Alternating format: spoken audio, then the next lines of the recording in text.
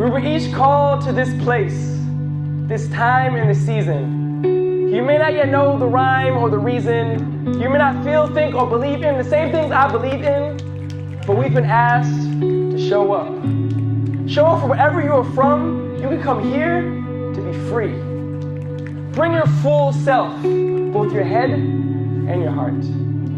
Your hands and your feet, and anything and everything infinitely beyond in duality, your sexuality, your gender, your race, your age, your ability. We all have the ability to be.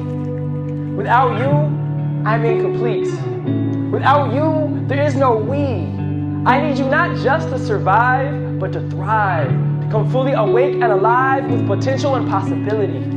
Join me at the table, for it is wide and there is lots of food to eat.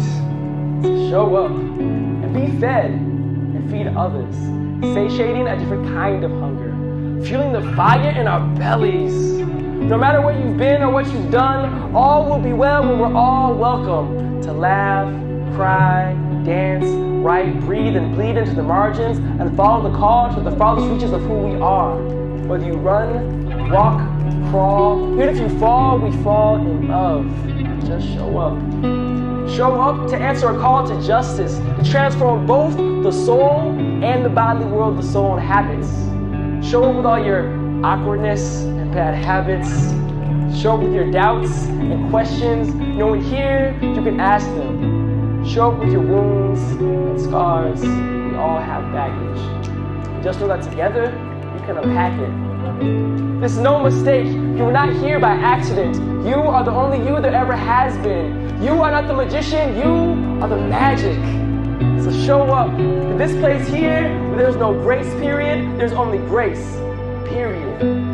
Bring your fears and insecurities. Let us marvel in the mystery. Let us listen to each other to life with a deep holiness.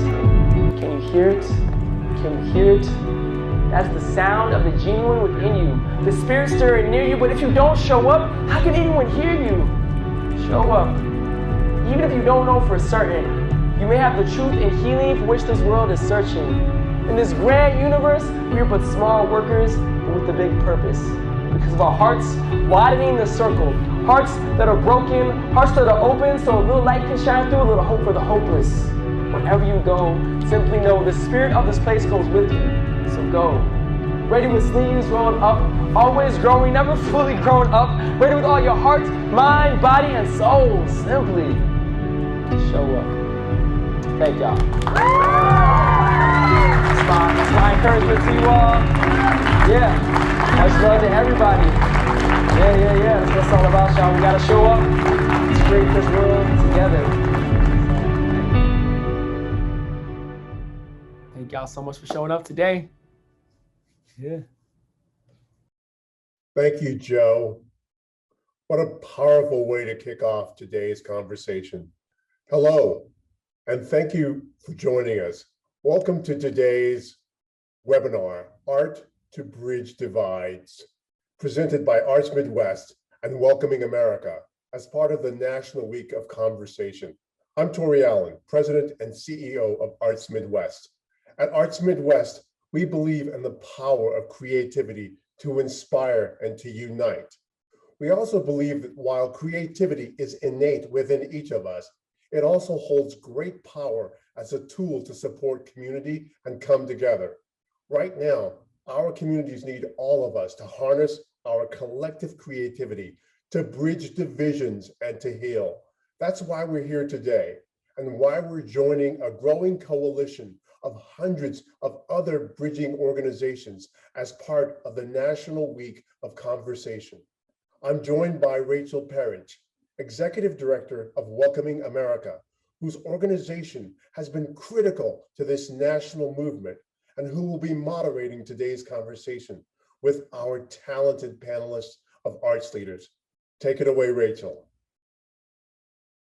Thank you so much, Torrie. And wow, what a way to start off today's conversation with that poem, and just, such a moving call to all of us to show up as ourselves and in this collective. And I'm just so grateful to be part of today's conversation and to be with all of you here. And a huge thanks to Arts Midwest for the partnership today. And and bringing us all together here. My name is Rachel Perić. My organization is called Welcoming America, and our purpose is really about creating communities where all of us, including immigrants, can thrive, belong, and prosper.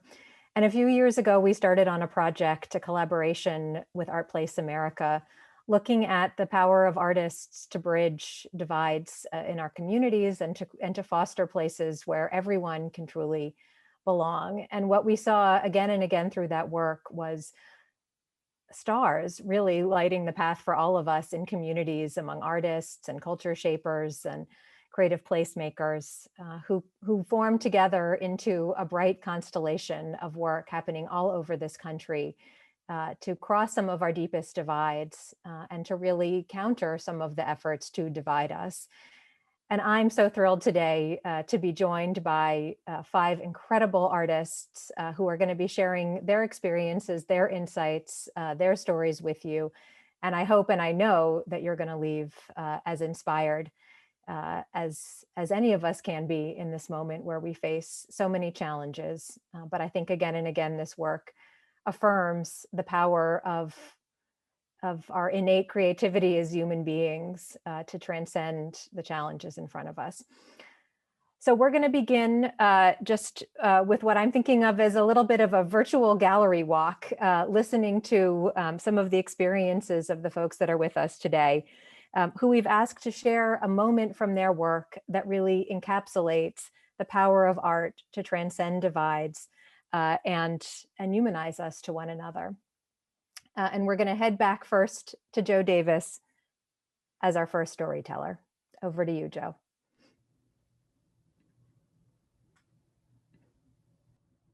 Thanks so much. I appreciate that, Rachel. Again, such an honor and a joy to share with you all here today. My pronouns are he, him, his. I am here in North Minneapolis in my office, and I have this gorgeous painting behind me, just rocking this green shirt and wearing a fedora hat. I'm a man of many hats, literally and metaphorically. As an artist, I am a poet, playwright, songwriter, and the way it all got started actually was when I was just a little kid. I always had a really active imagination. I was the type of kid who would always be making up stories and songs and playing make-believe on the playground. And even my big sister, who was always my babysitter, her and I would be getting into mischief together. We would draw tattoos on each other with markers, and we would make these crazy concoctions in the kitchen and make a huge mess that our parents would get upset about when they got home. But my life was always overflowing with creativity as a child. But it wasn't until a kind of definitive, transformative time in my life where I really took on the identity as an artist. When I was still in elementary school, I got really, really sick. So sick that one time I actually passed out on the bathroom floor and was rushed to the emergency room. And then doctors were trying to figure out what was going on. I had to be hospitalized. And I missed a lot of school, couldn't go outside and play with my friends. But also, during this time of struggle and trying to figure out, making sense of the world, I used art as a way to process what I was experiencing. When it was hard for me to talk to my parents or my friends or anyone else about what I was going through, I could just pour my heart and my soul into my notebooks. I would draw pictures, I would create comic books, I would write poems and songs, and I unearthed this way of imagining myself into a new way of being. And I feel that art helped me tap into this creative power within myself through vulnerability, through expression. And when I went back to school, I had mentors and teachers who said, wow, this is great stuff. You should share this with other people.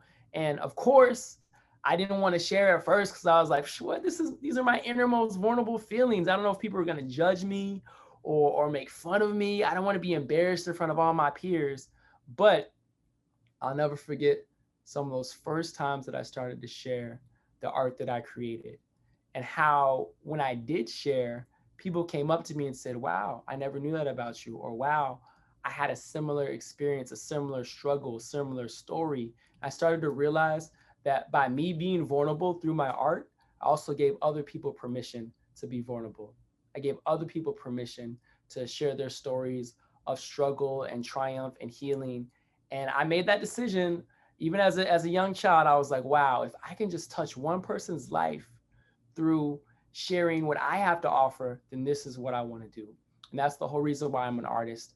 And so that helped me start this journey where I would take every opportunity I could to be in community with others who are being vulnerable, who are being creative, who are using art as a catalyst for healing and transformation. I was part of, English clubs and writing clubs and theater clubs, doing Easter speeches and Christmas plays and all that. And that led me to do what I do now full time. Pre-COVID, I would tour across the country and go to schools and churches and universities and do speaking engagements and teaching artist residencies. But now I'm really grateful that with the power of Zoom, right, we can connect in these sorts of ways as well. And so that's what I do. Just every opportunity I get, I try to create this space to have conversation, to get closer to our healing, and to use art as a catalyst, because I think that art can help us feel more alive and less alone. That's always what it's done for me. And that's what I try to create this space for other people as well, so they can find their own empowerment and healing and liberation. Because this isn't just about me, this is about the collective. I think we all have that creative capacity. We all have that creative potential. We just have to unearth it, right? And that's what I hope we can do in this conversation that we shared today. Thank y'all so much for having me. I think that's my time. Thank you, Joe. And we are going to get into a conversation, but first we're going to hear from another artist that's with us today, Donna Neuwirth. Over to you.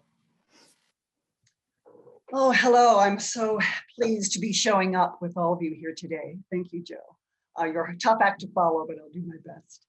I'm Donna Neuwirth. I am tallish with shortish blonde hair and glasses, wearing a t-shirt, black t-shirt that has an image of cell mitosis on the front. I am the co-founder, and along with Jay Salinas, and the executive director of the Wormfarm Institute in Reedsburg, Wisconsin. It is a rural farming community in transition, historically the land of the Ho-Chunk people, and exactly halfway between Chicago and the Twin Cities, so in the heart of the Midwest, upper Midwest. Wormfarm is in the fertile soil business, both literally and metaphorically. Our foundational program is an artist residency that is not a retreat, but an engagement in the life of a working farm. We promise artists that they will get dirty, eat well, and make art. Since 2000, these seasonal infusions of artists and writers from across the country and occasionally other countries, mostly from cities, they reinforce our own early discovery of the profound inspiration that comes from the life in the soil and the process of growing food.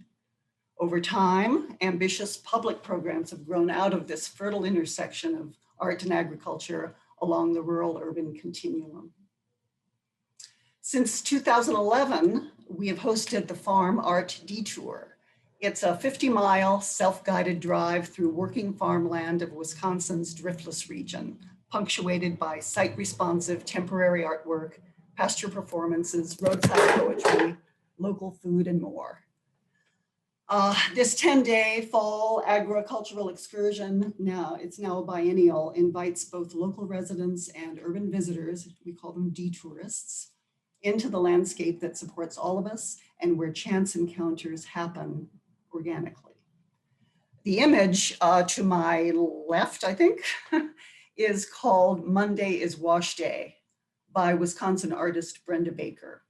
It is you can't quite see it in this photo, but it's a 3/4 mile long clothesline with clothes collected from the community over weeks. Though this particular installation was not from this past election pandemic year, it is a great example of an artist's response to the landscape, its contours, its role in the ecosystem, and how it functioned, somewhat surprisingly, as a colorful, kinetic invitation for people to come closer. With no obvious political statement, yet loaded with meaning, it waved at us. On the detour map, this, and this was a few years ago, was stop number 15 out of 40.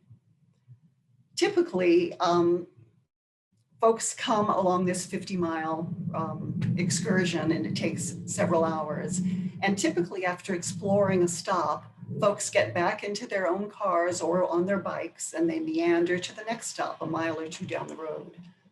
After the second or third time, they may recognize fellow detourists from a previous stop. And maybe by the fourth or fifth stop, they might strike up a conversation. One might be from Chicago, the other might be from over the hill.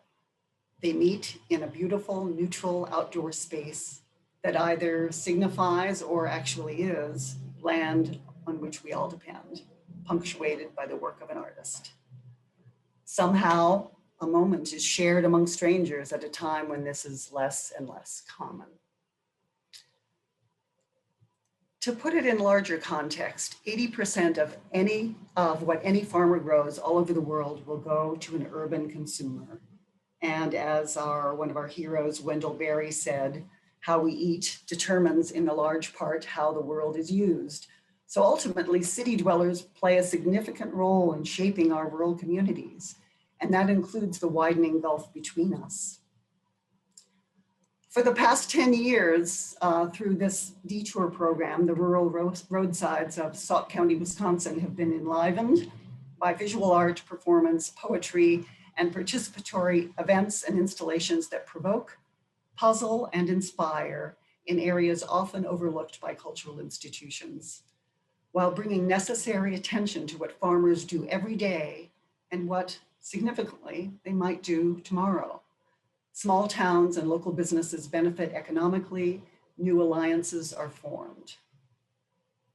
For thousands of years, farmers and cultures around the world interwove dance, music, and art through rituals of planting and the harvest in celebration of the land and those who care for it. Through a contemporary approach within this timeless context and with a certain amount of audacity and now urgency, we continue the tradition. Those rituals are more important now than ever. Thank you. Thank you, Donna. You have planted some profound seeds with us, and I know we look forward to hearing and learning more. I want to turn now to John Noltner, who's been traversing the country. And so from Wisconsin, we go out there into the broader American landscape. Over to you, John. Wherever John Noltner happens to be today. Thank you, Rachel. And good morning, everybody. I'm really glad to be with you. And I'm honored to be with such a group of talented artists talking about the work that they do. I'm here with a project called A Piece of My Mind. My pronouns are he, him, his. I'm a middle-aged white guy with a little bit more gray hair than I had yesterday and a few more pounds on me than I had at the start of the pandemic. And I'm talking to you from just south of Minneapolis. Although my wife and I now live on the road, we're full-time RVers gathering stories.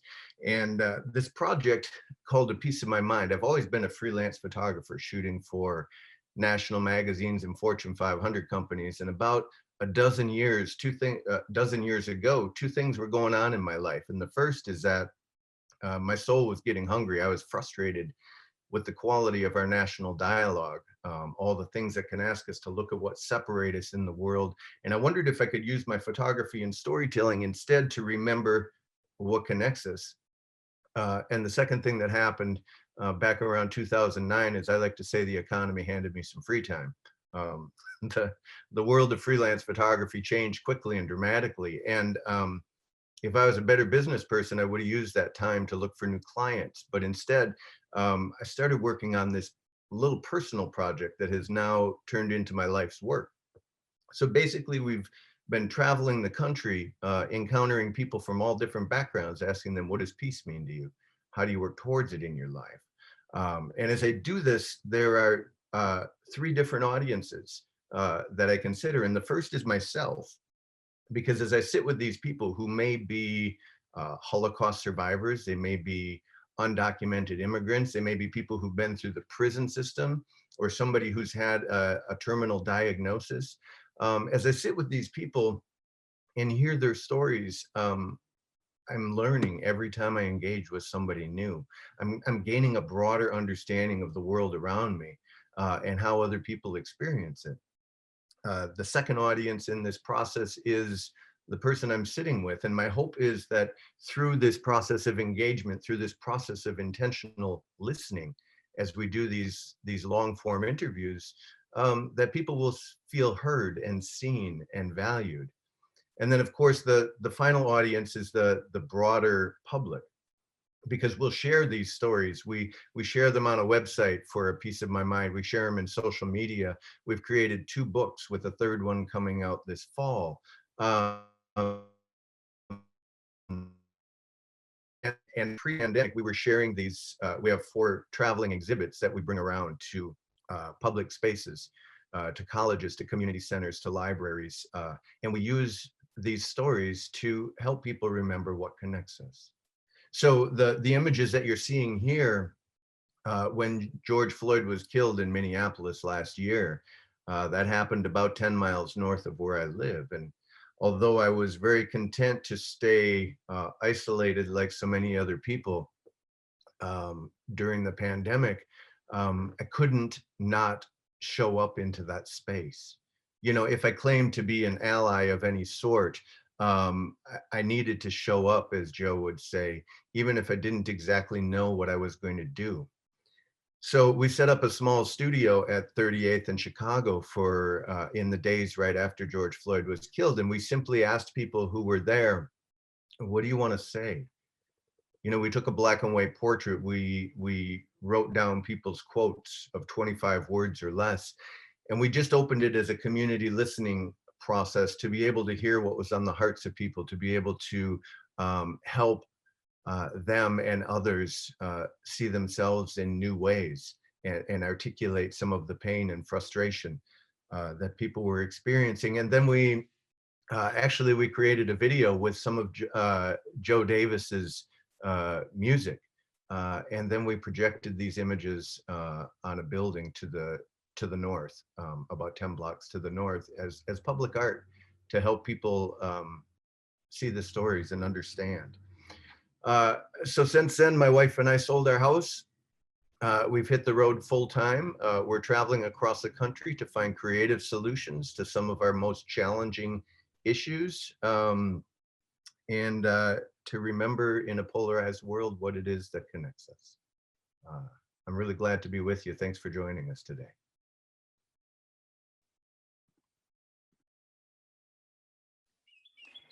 Thank you, John. And I think your journey reminds me of Ben Rekhi, who was on a journey of his own, capturing other journeys.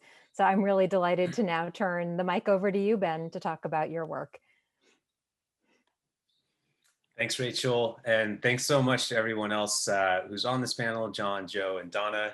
And to Arts Midwest for having us, and for everyone that showed up. As Joe said, Joe, that was so powerful. Thank you for kicking us off right. That was really moving. My name is Ben Rekhi. Pronouns are he, him, and his. I am ethnically ambiguous, but if you dig further, my dad is from India and my mom is white American.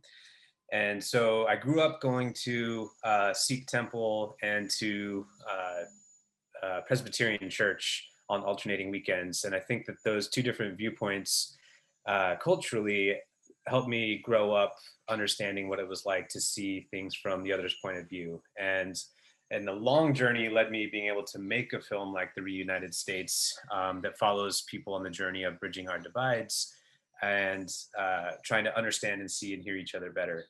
I just want to talk a little bit about the filmmaking as an art and a medium to bridge divides, because I'm so excited to hear the diverse background of all the artists that are here that are coming at it from so many different mediums and how powerful that can be for the human condition.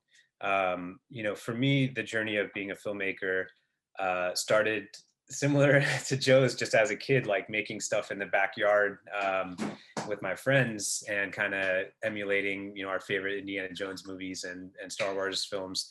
Went to film school in New York and kind of saw that there was such thing as an art film and documentaries and much more powerful uses of cinema.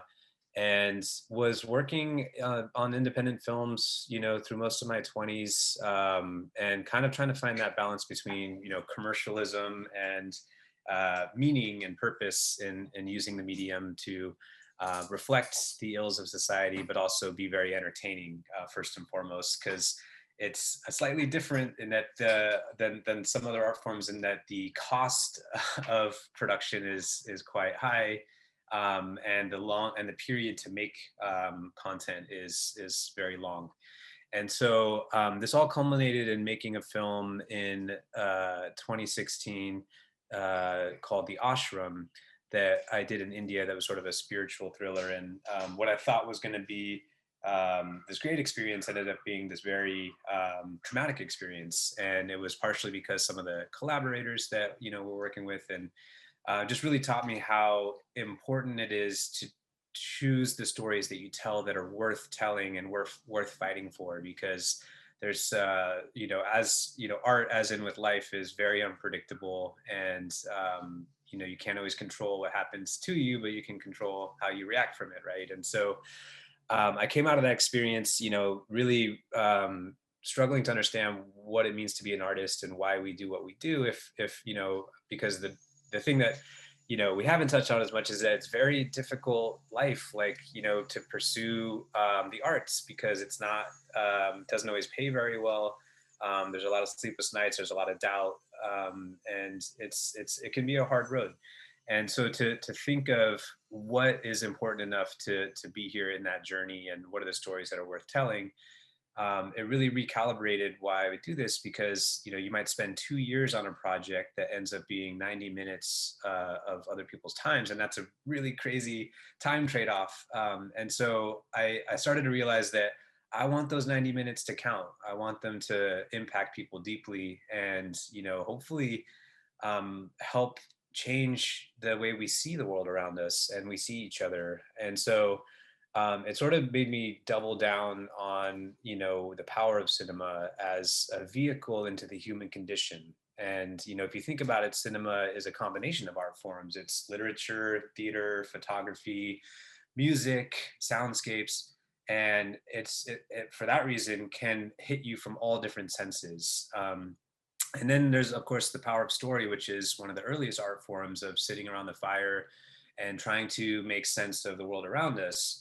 And the power of story is that it can help us do that. It can help us see ourselves differently. It can see the other more powerfully. And it can, in its truest form, it can help you walk in someone else's shoes and be a fly on the wall to their life experience. And that's the gift of cinema, is that it can transport you through space and time, to see and hear things that will change the way you see yourself in the world around you. And so for me, the Reunited States was really a calling more than anything else. I've also learned as an artist that as much as you analyze or think about, strategy of what you think will work, or, what you want to put into the world, it's really your intuition that defines you as an artist. And aligning your craft with your voice and your vision is one of the hardest things to do, and takes years to find.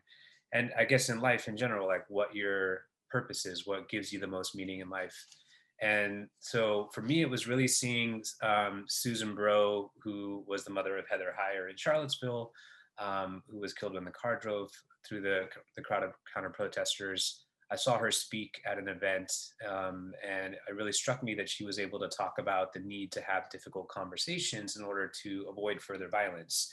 And she would also say things like, the only reason people are paying attention to me is because my daughter was white and she was killed. If she was a person of color, she wouldn't have gotten this kind of attention. And was able to articulately point out the injustices in a way that helped a broader segment of society recognize them. And so I was just struck by that. And I went up to her and I said, I don't know how or why, but I'd love to be a part of telling your story. And she graciously allowed us to follow her. And that led to meeting Mark Gerzon, who wrote the book, The Reunited States, and all of the other characters. And the goal of the film is to be entertaining and kind of take you on a journey. There's a family in an RV that crisscrosses the country, much like John is doing now, to understand our divisions. But B, to recognize that we all have a role to play in overcoming division. It's not those people or them over there that are always the problem. We each have our own thoughts, words, and actions every day. And a lot of that is either putting fuel on the fire, depending on what we post online about the other, or diffusing tensions. And so the Reunited States is a song of hope. It's on Amazon Prime. It just launched. We were very excited that Van Jones and Megan McCain helped amplify the film, and very excited to be here with you all to have this discussion. So thank you very much. I look forward to it. Thanks, Ben. This is a fantastic film. If you haven't seen it, go out and watch it immediately. It's really inspiring. And I know we're going to get into some of the themes you brought up in just a moment. But I want to turn now to Annabel Soutar to share your story with us. Over to you, Annabel.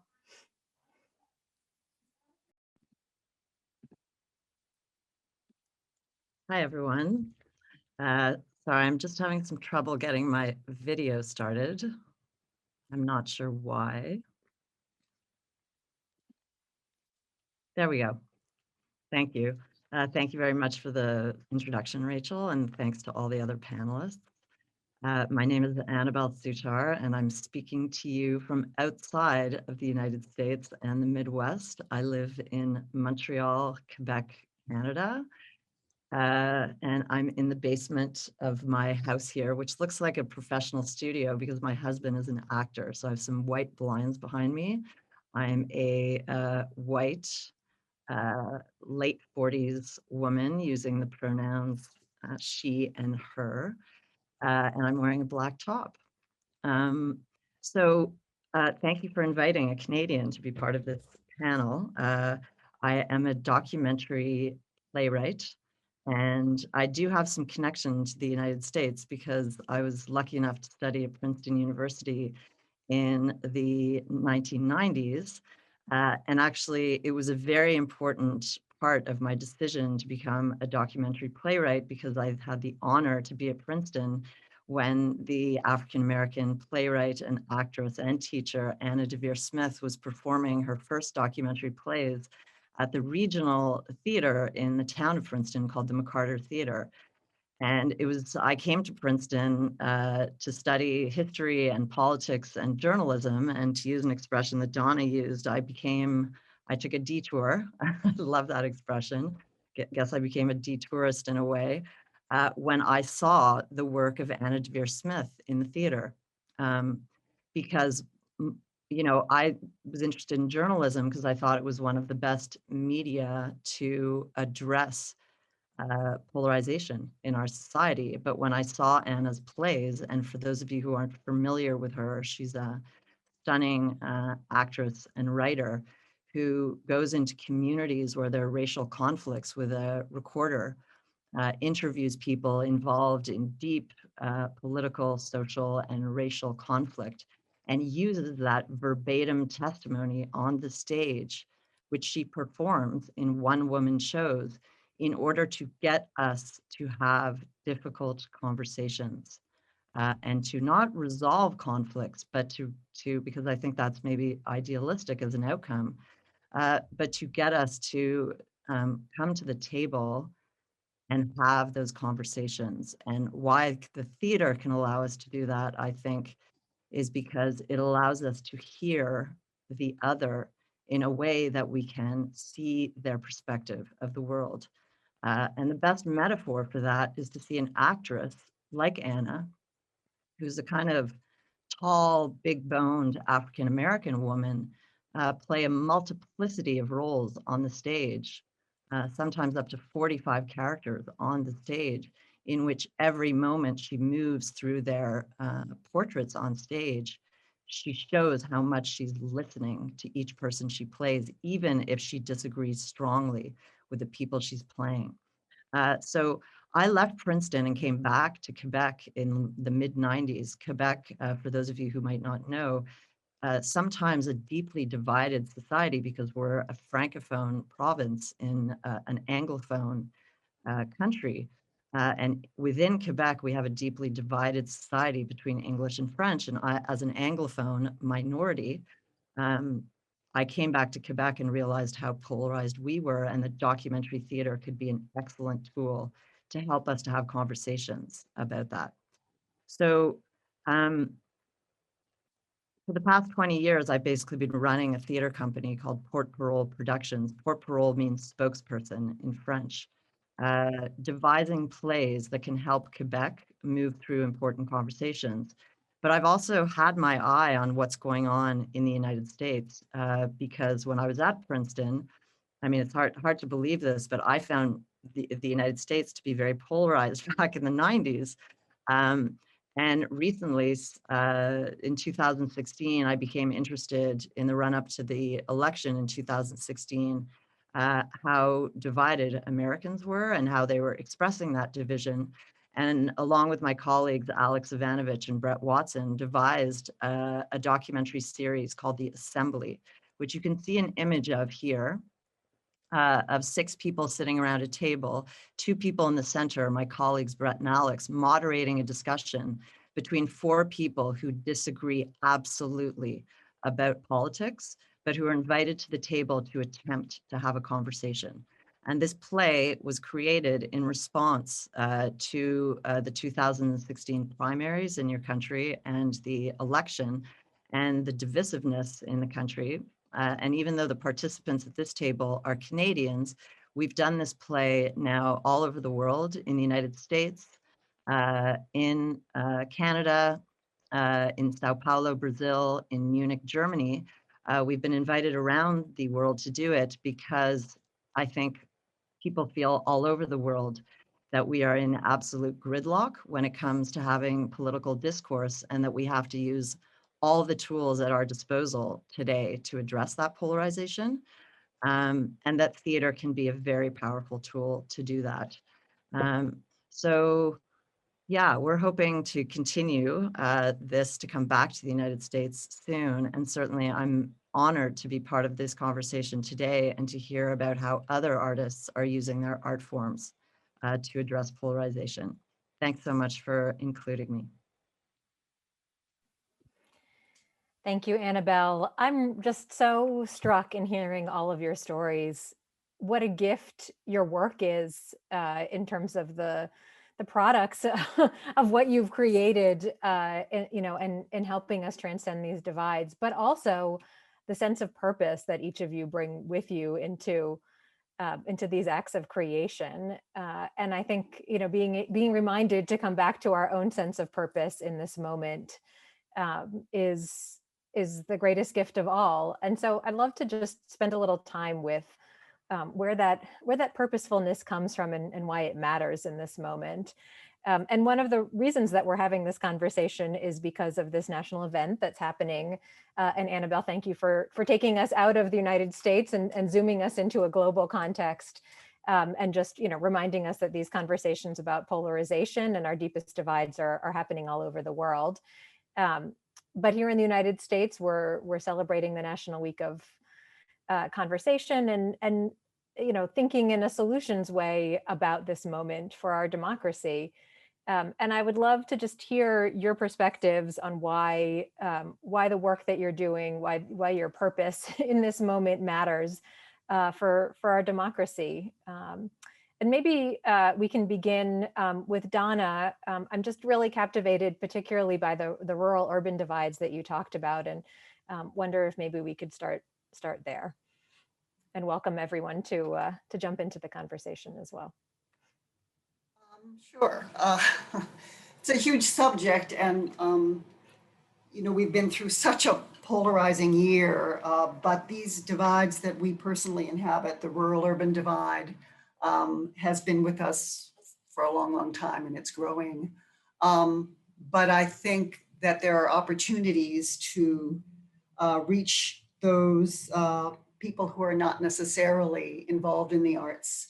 And I think that that's what our public programs do. We say that some people come for art and trip over farming, and some people come for farmers and trip over art, and each experience is enhanced by the other, but it's more than enhanced. It's in order to care, you got to know, and in order to know, you first have to be introduced. So I think sometimes we leap over into the solving of the problem before making a proper introduction. And so I think the proper introduction has to be pleasurable and joyful. And so if you can lure people in with pleasure and joy, then they can go from infatuation to love. And then you're willing to deal with the hard stuff. So I think that the interesting thing about that is that it pays to stick around for a while. Because when you approach these ideas, they come out of where you are creatively and who's in your world and what has inspired you. And then you try things, and then you got to see what happens with the trying. And so there's something about doing it for 10 years when you never thought that could ever happen, that you find yourselves with different tools in your toolkit to make a more rewarding and thriving community. And in our case, it must be both rural and urban. A region has to value both its urban and its rural parts, because it's far beyond the human community. It's the biological community. It's everything from microbes to global warming. And if there are people living in rural areas and paying close attention to what happens in the soil and on the land, we're all screwed. Poignant words. And Joe, I see you nodding your head vigorously, so I'd love to go over to you and tell us what you're thinking right now. I'm just loving what Donna is sharing. It just resonates with me. I love that this idea of, you know, opening up the conversation to everyone, where everyone's voices mattered. I think that is the heart of what democracy is about. And art can provide an access point for anybody and everybody's voice to be heard and valued and appreciated.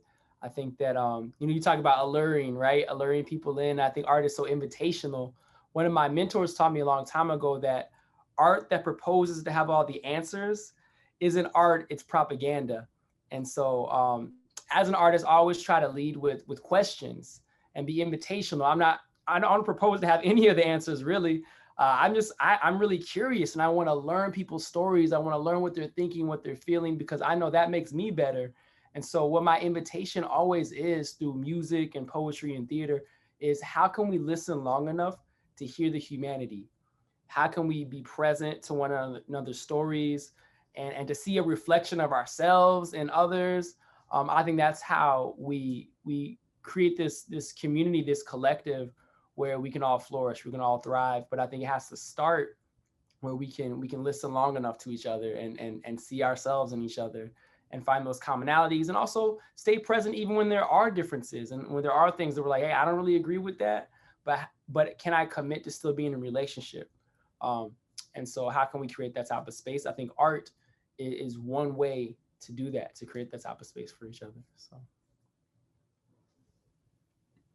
Can I jump in here? Yeah, please. Thanks, Rachel. So what I'm hearing from Donna and Joe are these themes of like space and time, that these conversations there are no shortcuts.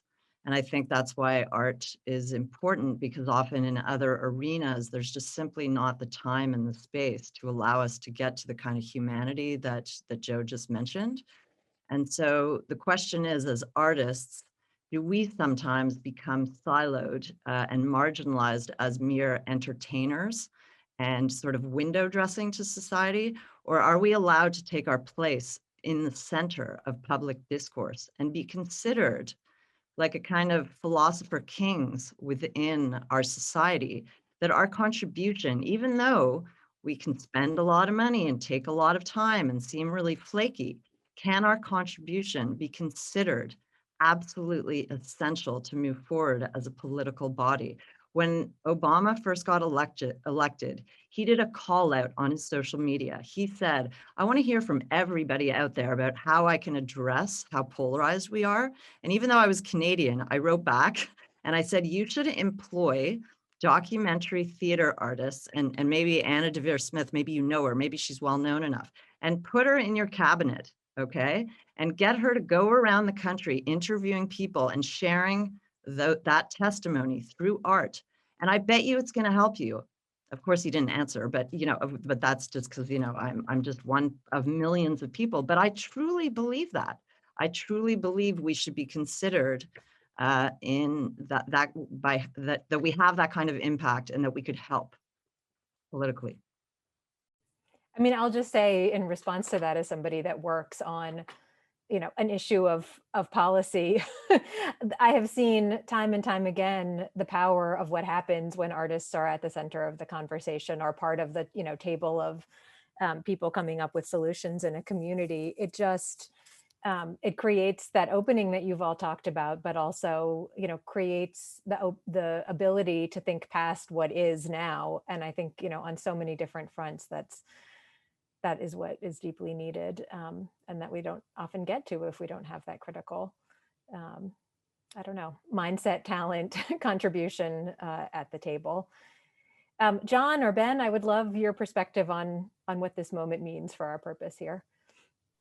Can I hop in quick, Ben? Yeah. And I just want to play off of what you were saying, Rachel. And this is a conversation I was having with another photographer friend at 4:30 in the morning as we were waiting for the sun to come up. He said that really photography can do two things, and this can brush on to art in all formats, but it can help us to look at something new that we haven't considered before, and it can help us to see a familiar thing in a new way. And so I think particularly now at this moment, when we're coming to an understanding that this world doesn't really work for everybody. It works for a small group of people really well, but as we're having this understanding that it doesn't work for a lot of people, that we can reimagine what our world can be, that this is an opportunity and a pause where we can forge something new. And I really think that art in its many forms can help us reimagine exactly what that is. Yeah, well, it occurred to me, in trying to make a film about bridging divides, that media has been part of what's divided us. It's been part of the problem. Hyperpartisanship thrives on, 24-hour news cycles from the left and right, kind of amplifying the most extreme voices on either side to make it feel like everybody shares the extreme voice. And same with social media, that the algorithms are pushed towards the most inflammatory content because that's what engages us, and that's our fear trigger that gets us to pay attention to danger. And the three big forces at play that are kind of preying on that are political parties, because their goal is to win elections, not necessarily to serve the people, news cycles because they're selling advertising, and social media because of the same reason. And so where we're getting all of our information from is typically not aligned with what's in our best interest. And if media has been part of the problem, maybe media can be part of the solution of trying to use media to bridge divides. When you think about, where we interact with people that we disagree with, it occurred to me in speaking to this particular group in the Midwest that our friends and neighbors and our families are people that we disagree with. And, there's very few places other than family where you intersect with people that you disagree with, the workplace, the church, and art.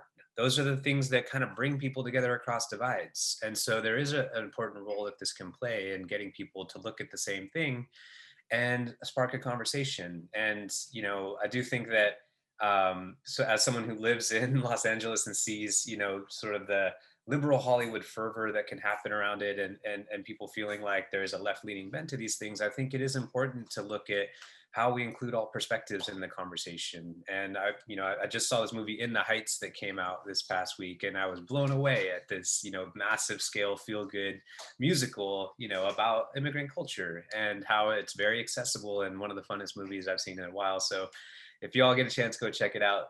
That's my plug for movies and bridging divides. But I do think it plays an important role, or it can.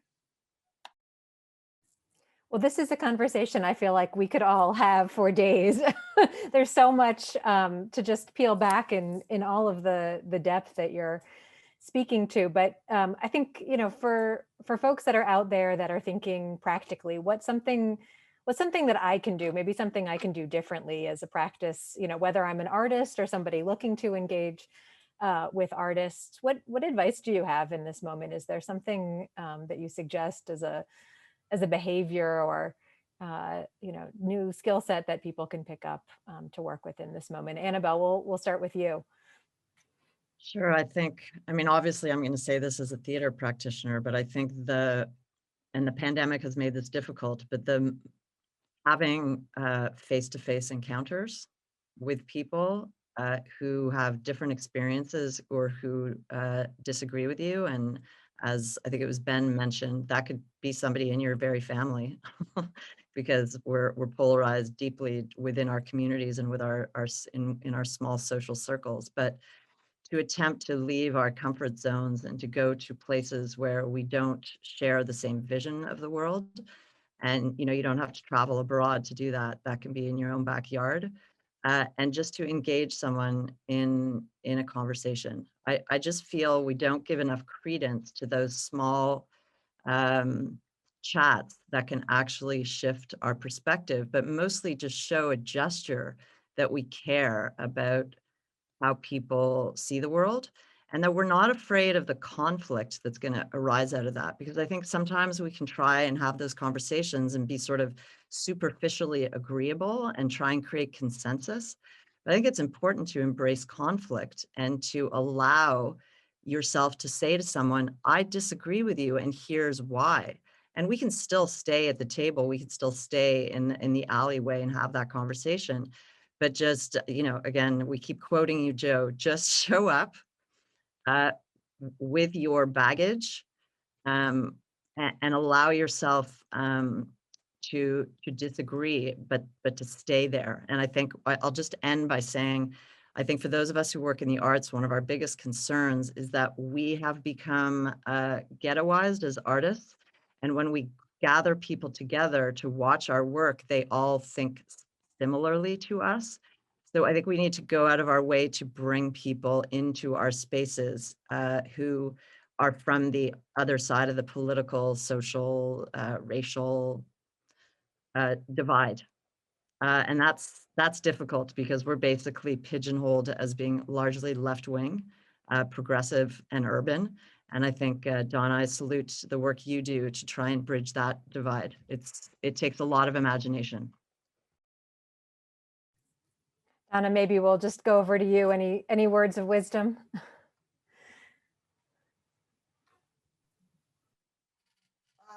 Well, I think we tend to often avoid the A word because it's not helpful in bringing people together.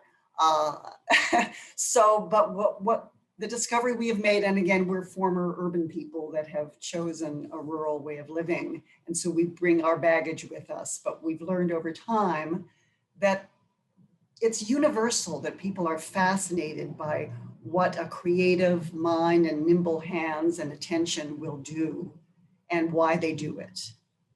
And so I've had people diss the arts, but refer to their mechanic as an artist, as the highest form of praise, because that person does what they do with a certain kind of attention and dexterity and stick-to-itiveness that everyone recognizes has value. And somehow the A word, especially in rural America, is not necessarily helpful. I wish we had another word. And of course we do, culture. And if you look up the word culture, the root meaning is to till the soil. So I'm for culture. Hear, hear. Anyone else want to jump in with some advice? Go ahead, Joe. Yeah, I just want to offer one of my personal favorite practices that I use called compassionate curiosity. And for me, I think, we're all already artists, at least that's my theory, at least some level, where we create stories about each other every day, all the time. But I want to invite people to think of, whatever first thought you have about people when you make up that story about them in your head, that happens. There's been people who started like the Harvard bias test, tried to stop people from having stories about each other when they first started testing. And they're like, oh, we can't do it. We're just going to make up stories about each other. But the invitation with compassionate curiosity is, even when you're making up those stories, how can you engage them with curiosity and with compassion and say, I wonder why they said that? Well, what's the most compassionate thing you can possibly imagine? And lean into that and deepen that curiosity, minimize the assumed characteristics and maximize the discovered characteristics that we have about each other. And we can take that into whatever context, whatever relationship that we're engaged in. Just always asking those questions from a place of compassion, from a place of genuinely, authentically wanting to learn more about other people. So that's something that's been profoundly transformative for me as an artist and as a human being. And I think it could be helpful for other people too, to just always be engaged in compassionate curiosity. Yeah, I know it can be. Ben or John? And you first this time. Yeah, sure. Well, the original question was, what can I do, or what can people do, right, to engage more? I do think that, you know, there's the bridging divides, which is, you know, Donna and Annabel, everyone's kind of touched on this, that it's a practice, it's a daily effort, you know, of actually looking at your own depolarizing tendencies and saying, I can't control what that person says or thinks, and it's not my job to change their mind. But I can control what I say and my own emotional level and reaction. And so, you know, going into a conversation trying to change someone's mind is futile and usually will end in both people getting frustrated. But going in to a conversation to understand where that person is coming from and to see what caused them, you know, to believe in something that is different than what you believe in, that's where there's real growth. And usually when you get down to someone's beliefs, it comes from a place of pain. It comes from some hurt that is, you know, being addressed by this view of, you know, we may agree, we may all want the same things, we just disagree on how to get there. And so we all want, you know, safer communities, we want, you know, our children to thrive, we want honest work. We just have different ideas of how to get there. And so let's focus on the things that we do have in common. And so, you know, I won't go too much more into art because I think everyone else is summing it up beautifully. But for me, that's, you know, the daily practice is really important, looking at yourself first before you can be ready for those conversations outside. And let me just throw in two quick things I try to remember in conversation. And one is to expect and accept non-resolution. You know, that we don't have to get to an answer at the end of our conversation. We can simply engage in conversation. And the second is to take the time to build a foundation before you launch into some of these most contentious issues. You know, establish a foundation with this person, because sometimes we're tempted to jump into that most controversial subject before we've done the work of building some basis for that. And so we will jump right into the fire, and then we get surprised when we get burned. You know, so take the time to lay that foundation. Wow. I wish every conversation I had every day could be as just meaningful and useful, really, as this conversation. I think in everything that you've shared with those practices, you're helping each of us be better artists, or whatever word becomes the replacement for the A word in our own right, to really hone this craft of living successfully as a multiracial democracy. And I'm so grateful for the work that you do every day to be a positive role model for that. I want to thank every single person who's been on this call. I know there have been some questions that have come that we've tried to sort of seed through, but our friends at Arts Midwest, I know, hope to get those responded to and send out some materials after this call. And I really want to thank, again, all of our speakers today, as well as Torrie Allen and Michael Johnson at Arts Midwest for being incredible partners, and hope to see you all again soon. Thanks again so much for being part of this conversation.